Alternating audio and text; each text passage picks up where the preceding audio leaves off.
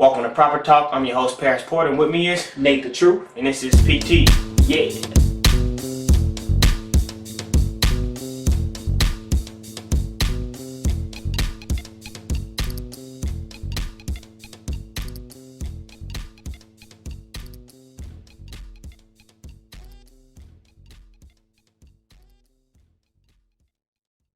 Welcome back to Proper Talk. And Nate, what's on the agenda today, man? And the agenda today is, unfortunately, an unforeseen incident with a quarterback here in Minnesota, Teddy Bridgewater. He tore his ACL, so a lot of locals here feel as though the season is doom and gloom. How you feel about that projection they're making right now? Doom and gloom is an accurate way to term this situation. We know the Minnesota Vikings won the NFC North last season. They were a 27-yard field goal make away from beating the Seattle Seahawks, a team who many experts and fans think is the best team in the NFL. We know the Vikings are a team led by their defense. Yeah. However, Teddy Bridgewater was a big part of this season coming up, man. The progression, his progression, the Vikings were depending on to help propel those guys to the Super Bowl. Now, first, and this is directly last episode, you didn't look at Teddy Bridgewater as being, let's say, an unsung hero or a hero for the Vikings to begin with. So, could this be an upgrade? Meaning this, okay, so you got an aging quarterback coming in, Shaun Hill, correct? Look, 16-18 as his last start, right? He got 41 touchdowns, right, under his belt. Yeah, he got, 30 NOs, understand. But looking at it, now the Vikings, and I'm not calling him that, but the Vikings picked up an aging quarterback too, out of Brett Favre. Some say he was done. But look where he took him. I understand that, but you got all day Purple Jesus, Adrian Peterson coming out the back, and also to a young wideout, Stefon Diggs. Now, if he doesn't panic, if he throws, on flats out to AP, and I know AP is not good, at catching, he's kind of fumble prone. What I'm saying is, it's not as gloom as you think just yet. Now, unfortunately, yeah. I do think the prospects of the playoffs is doom and gloom. Initially coming into the season, I thought the Vikings were a Super Bowl contending team. Now, anyone knows me, know I'm not as favorable about Teddy Bridgewater's game, right, so to speak. I'm not a big fan. However, this is a quarterback that they've invested the last 3 off seasons in building an offense around. Yeah. So you're talking about going into a new stadium with the quarterback is a third-year player who has a career average of a 64% completion rate. Yeah. Now he's hurt, and you're going into a new stadium with Shaun Hill, a career backup. Yeah. A career backup for a reason. And he's a placeholder, no doubt. So, but I don't think they're destroyed completely. Like the Midwest has always been dependent upon their defense anyway. Now, like I said, we don't have a gunslinger like I have out there in Green Bay with Aaron Rodgers. No, you do not. You don't have that type of air coverage. But what I'm saying is, you can hold off, and the Vikings are infamous for this. They can hold people off on points and then come into the second half, that third and fourth quarters, which you worry about. So you think they can still make the playoffs? I think they still can make the playoffs. I think, you know what? They're going to rally off of that injury. Sometimes you need that, that fire in that belly. And I think they was really pissed, man, seeing Teddy to go down like that. So this may be the fire in the belly that the Vikings need to contend. I don't see it. Reason I don't see it, this is just my perspective. You're talking about a quarterback who hasn't been able to stick in the league. Furthermore, I just think it's going to be demoralizing. Some reporters and people around the team who were there when the injury occurred talked about players, throwing up, and just the state around the team. Those images are going to be hard to remove from those guys' psyche going forward. And I just think that the day Teddy tore that ACL is the day the Vikings playoff hopes drown. We'll see though. We're gonna see. I'm telling you, man. This may be I'm telling you. So from one quarterback getting hurt to the next, right? Tony Romo. Okay. With the emergence of Dak Prescott. Yep. Yeah. So is Tony Romo era Big D over? Well, okay. Now let's look at how much he is worth at this moment. So we're looking at him being at $24 million this year. Following this season, they're going to have to shell out $25 million, and then in 2019-23. So listen, Romo tried. He had a good run. He's injury prone. Injured again. He may want to call up James Brown. He may want to call up Boomer Esiason. Say, hey, you know, how that analyst job's looking. You know, Do you think they're getting ready to cut him or trade him? With all that money owed? Either or. You have to cut the fat. And unfortunately, this is the business. He's not healthy anymore. I mean, he's a damaged quarterback. So, or You saying he's damaged goods at this point? Or, you know, if you want to start a baseball career like Tim Tebow, he's done, man. Well, I thought that Prescott's preseason was phenomenal. It was. Let me read this off here. And I know it's only preseason. This cat was highly impressive. Yes. His stat line includes 39 for 50 with a 78% passing completion rate. He threw for 454 yards, 5 passing touchdowns, 2 rushing touchdowns. Now, I know we're talking about, you know, the preseason, but this guy was a 4th round pick. I don't hold too much stock in the preseason. Right. But at the same time, we've seen quarterbacks like Wentz in golf who were taken ahead of Prescott not perform as well. So this guy seems like he would be the real deal. And furthermore, I agree with you that the Tony Romo era Big D's done. Reason why is because even if Prescott's play does not translate to the regular season, that money you just mentioned there, 24 million owed next season, 25 the year after. Right. You know, we know this is a business. So with his extensive injury history, he's what is he getting ready to turn 40 years old? That's what I'm saying. Yeah. Jerry Jones gonna have to make it do what it do. Right. Exactly. And furthermore, I mean, Dallas always got, you know, certain issues. If it's not injuries, then, you know, they got issues off the field where the players can't get on the field because they've been, you know. In that division as a whole, it's not clear at all. I'm not sure who's going to win it. Yeah, the trouble. Who's going to win? We're looking at the Giants. We're looking at the Cowboys, the Redskins. That's won the division last year. You know what's funny? A lot of people are putting a lot of stock into Eli, saying Eli's going to have a great season. Yeah. We'll see. See, I don't know about that, but we'll see. I don't know. I don't see it. But and from one quarterback controversy to the next, we're going to keep this train moving. Okay. Colin Kaepernick. Yeah. Now, what I find interesting about, you know, this thing has been talked about, broken down. Yes. Everyone's gave their perspective. Right. Rodney Harrison has said he's not black.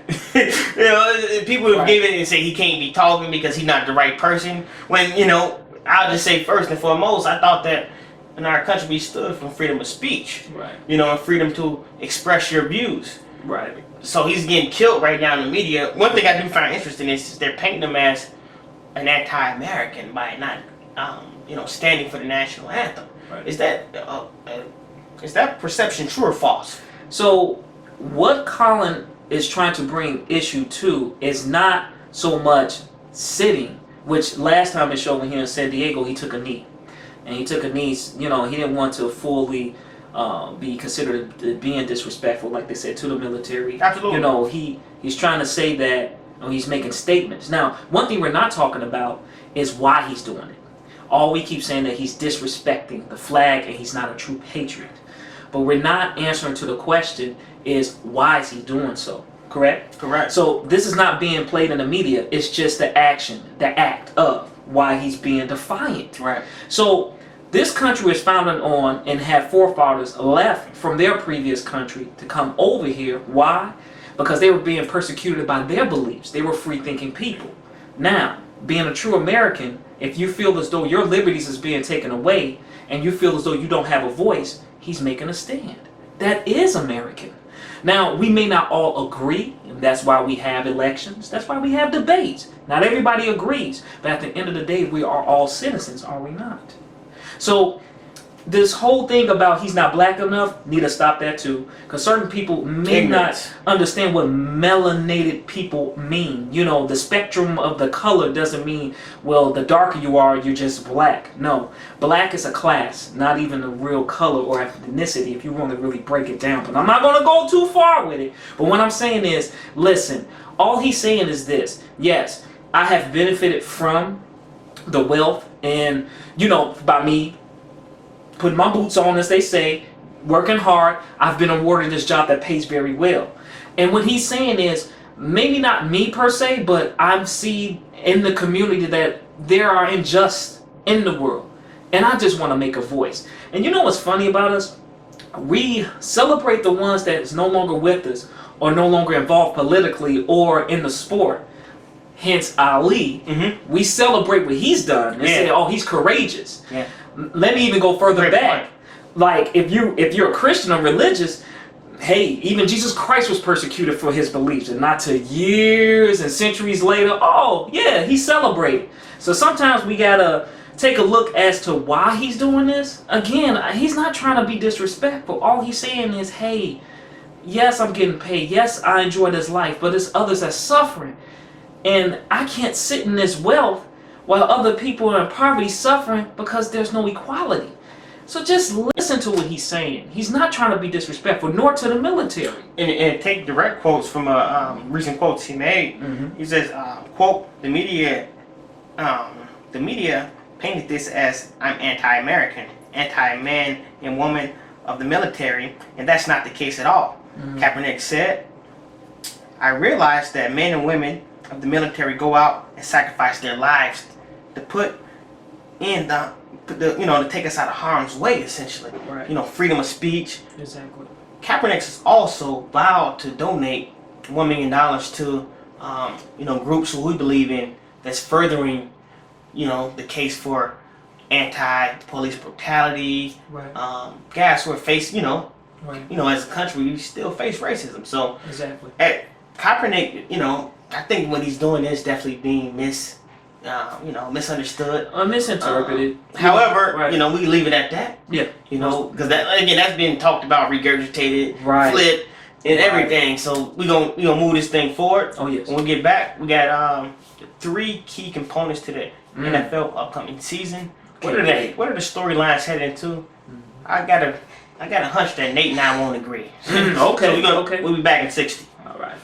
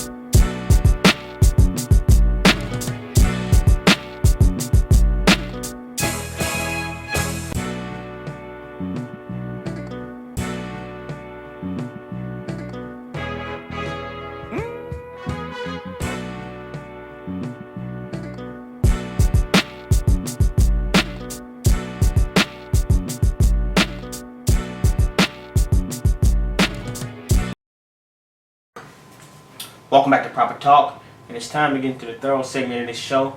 Today we're going to be examining the 3 biggest storylines / components heading into this NFL season. Okay. 3 things I've chosen that I believe to be things we're storylines. going to be watching going forward. Okay. One of the biggest storylines I think that's going to be reoccurring this season Okay. are going to be the Oakland Raiders. Okay. I The think- Cinderella team? I think, Cinderella. I think some people expect them to make some noise. I definitely do. I think they're going to make their return to the playoffs.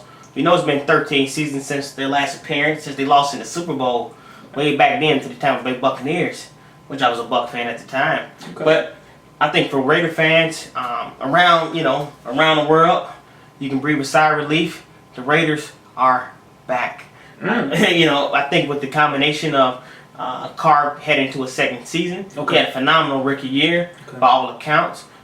We look at Amari Cooper, another tremendous rookie year. Michael Crabtree, and we look at the defense side of that ball where they make some great upgrades. Okay. We know Khalil Mack is probably the best defensive player in this league. Okay. Okay. I see the Oakland Raiders being able to go 11-5. Okay. I'm on record, and I think that 11-5. 11-5, and a big Pretty story, a big story around them. Okay. I know. I'm sensing that you don't feel it and that you don't believe it. I'm not saying that it's not possible. Okay. What I'm saying is, listen, in coming off last year, I see the potential. And Raiders has always been known as a dysfunctional team in a sense, right? Yeah. So, I mean, I'll leave it up to them. And that is pretty bold. I mean, if they go 11-5, I'll be surprised. You know? I'll be surprised. I wouldn't be mad. You know? I mean, come on, man. You're talking about the dysfunctional organization. But let's remember, Jack's in charge now. Al Davis, he's no longer with us. Right. But it seems like the Raiders train is heading in the right direction. Okay. Well, I hope so. They were 7-9 last year. I don't think 11-5 is, too much of a boisterous prediction. Okay. But we gonna see. I'll put it to you like this: if they don't make it to the playoffs, yeah, I don't know. I'm serious. Yeah. All right. So I think another recurring theme, which I think we're already seeing it play out in the preseason, will be Cam Newton's success Okay. or lack thereof. Okay. Will he have the ability to, produce another MVP caliber season and perhaps lead his team back to the Super Bowl where they can finish some unfinished business? Okay. Okay. I don't see it. I'll let you know right away. Mm. Ever since the Super Bowl where Cam Newton made the statements about race and being a black quarterback, it seems like the attention from football hasn't been there, particularly for Cam. Okay. He played, he didn't play too well in the Super Bowl. We know we got that visual where the ball was on the ground, a loose ball, Right. and it was time to go for it, and he pulled back. But Right. furthermore, just that it seems like he's been, I'm not sure, distracted. His play's been distorted. Watching him this preseason, he hasn't performed too well. Now I know people may be watching and saying this cat keep referencing the preseason. I know it's only preseason, Right. but from watching him and looking at some of the team moves the team has made this offseason, I don't see any moves that has been conducive to following up that Super Bowl run with another one. And furthermore, we know it's been 43 years since an NFL team's lost the Super Bowl and came back to win it the following year. Last team to do so was the 72 Dolphins. Okay. So I think it's doom and gloom. What are your prospects for Cam's season? So we already know he has the ability, and that's not in question. I think more is in question is and this is what I see, the interview that he had recently, and he was asked a question about Colin Kaepernick and his stance. So what I'm trying to dissect out of Cam is this: they've been attacking his personality, more, not his game. So I think he's going to second guess himself. I don't think Cam is going to have a dud season. I think he can have a stud season. But I leave it to him. Okay. And the only reason why I say that because they're coming at him of all angles. And they are. I mean, when you have that type of ability and you have that type of, what I want to say, bravado, like he's dancing when you get the touchdown, right. celebration. And his confidence is high. And it's almost like, a lot of people want to shoot it down. So now, and like we always say about the game, it is mental. For Cam, it is mental. If he can get his head on straight, if he can get all the distractions out the way, and I hate to keep mentioning it, but maybe have to call one of the retired legends that recently left the game of basketball and ask Kobe, how do I get my mindset? How do I get into that Mamba mode? He has to figure out, he got to get a spirit animal or something and get it all focused because he has the ability. He's been tap dancing around questions. Yeah. He's not sure if he's going to upset the organization. He's trying to be, it looks like, from the interview, he's trying to be a corporate man now. And say politically correct thing. Hey, and that may force keep his the game. distraction away from his team. Right, and that may ultimately though he has to be him. Right. So, but I'm saying yes, he could be glorious this season. But at the same time, this is what I want to say too. It's up to you, Mr. Newton. So it sounds like you hedging it a little bit there. It's all good. No. It's all good. His ability is there. What I'm saying it's there. That's clear. What I'm saying is he need to look at other great athletes who went through adversities, need to calculate, get back on the field, and shut the critics up by guess what? Winning. That's great. When you win, guess what? That's great. Hey. Well, is he gonna do it or not? Now we don't know. Yeah. It's all predictions. I have it's all faith predictions. in Newton performing well. Okay. He has to have faith in himself. So we see. I don't have as much faith. I think Newton is an incredible quarterback and incredible ability. Yeah. I just don't see it this season coming together for him. Right. I don't like the feeling I'm getting right now. Right. Right. And lastly, let's talk about another key component to the season. Okay. I think we know Tom Brady's injured, or not injured, but not suspended. injured. No, they don't want him playing. Yeah. Yeah. He's not injured like normal, but he's suspended. right. For the first 4 games. That's right. Last season, I think we seen some cracks in that New England dynasty. Now they were able to make it to the championship game. They ultimately lost against the Broncos. No doubt. But I think that their run as the best team in the NFL may finally be over. I don't think so. Hear me out. I'm looking at the Seattle Seahawks. They made the playoffs the last 4 seasons. I think in 5 out of the last 6 seasons. Right. I think they're the team that's going to propel and be the new model and a team that's winning year in, year out. I like the system they have in place with Pete Carroll. Oh yeah. Russell Wilson. We know that he's continuing to emerge. He knows the offense. He's been in that same system for some years. Hopefully Jimmy Graham can, he can make some contributions this season. I'm not gonna we know lie. he was hurt. Yeah, I want to see him back to true form. Yeah. Because when he was with the Saints, man, he was killing. And we know their defense is still stout. Right. We know that they still the line, the safeties. They lost Bruce Irvin. They lost some pieces. They did, but they're still there. They're still there. They're still there. So I think Seattle will be a team that we will look at year in and year out. Okay. It's going to take the place of a New England Patriot. Okay. I think we got to see New England Patriot on their way now. What's your thing? So here's the thing. Look, it's no doubt in saying that they are the rising team, and that's the Seattle Seahawks. They are. They've risen. So they could be the next team like the Patriots, becoming a dynasty. This is all I'm saying with this. The Patriots are still that team to beat. Now, I still feel as though they make the playoffs, and when they do, and if they ever should meet again, guess what? You still have to beat them. Now, again, the Seahawks on paper and also presented on the field, they are ready to go. They are ready to win. But if you haven't noticed, they're still the team to beat the Patriots. I don't care where they're at. I understand they're aging. I understand they're not who they used to be, but they're still the team that you must beat to prove yourself. And for me to come out and make this boisterous sort of comment, it is because you're saying, to beat a team, you got to beat it. You see, essentially the Patriots have been there until they no longer do it. To beat the man, they still doing it. Right. I'm just letting you know ahead of time. I think that new team will be the Seattle Seahawks. Okay. And that title will be removed and given down. Now Seattle's gonna have to go get a few more Super Bowl wins, but let's face it, the Patriots' run has been dominant. Nothing but dominant. It has. Yep. They got 3-4 Super Bowl championships. Well, but I think that their time is up now. Brady's getting a little bit older. He is. And then it's going to be very interesting to see how they fare with the suspension of Tom Brady's first 4 games. I think he's gonna come out exploding. You know what I'm saying? I mean, Tom's still a man. I mean, he got 4 games to rest up. If anything's nagging and hurting him, he can get that all healed up. Everybody else is banged up. Tom's and he going out there slinging. I just think that they're on the decline. I think Seattle's that new team, but we're gonna see how it play out, and we will revisit this. Week 16. We will see. Like I said, to beat a man, you got to beat the man.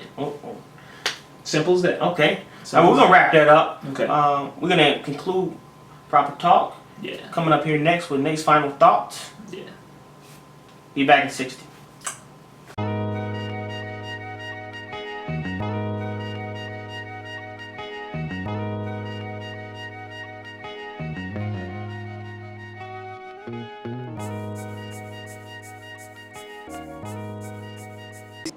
Welcome back to Proper Talk, and we will conclude today's episode as usual with politics as usual. As usual. Nate's final thoughts. Oh yeah. I don't know what's happening, man.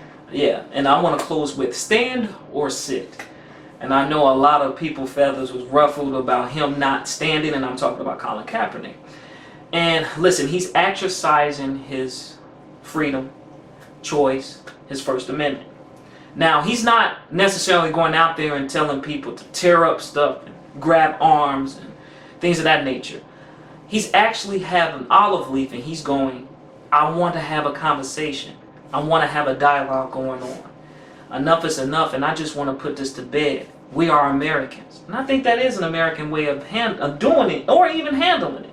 Now, you may not like it, You may say, hey, I got people, that died for this country, or I respect people who, put their life on the line. And if you look at it, Kaepernick in the same way is doing the same thing. This can cost his job.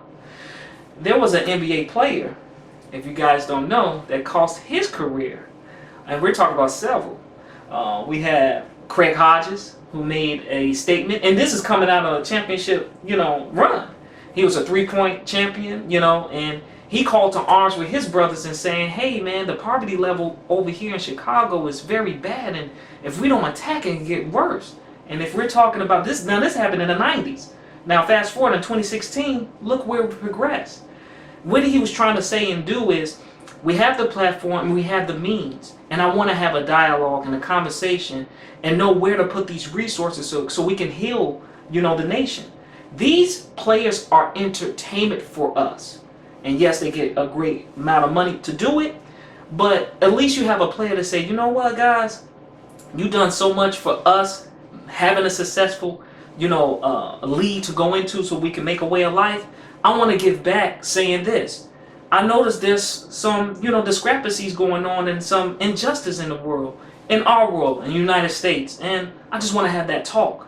So I understand the act may be rude to you all, but listen, sometimes just hearing someone out and creating that dialogue can stop a lot of confusion as to why he's doing it. So all I'm saying is, before you throw out and start burning jerseys and making death threats because you feel as though he's not American, listen to him, because what he's actually doing is very American. He's just exercising his freedoms. Appreciate your thoughts there, Nate. Yeah. I'm going to conclude this week. PT, join us next week. NFL. It's here. It's We're going here. to keep it going. I got fantasy teams. PT. All right.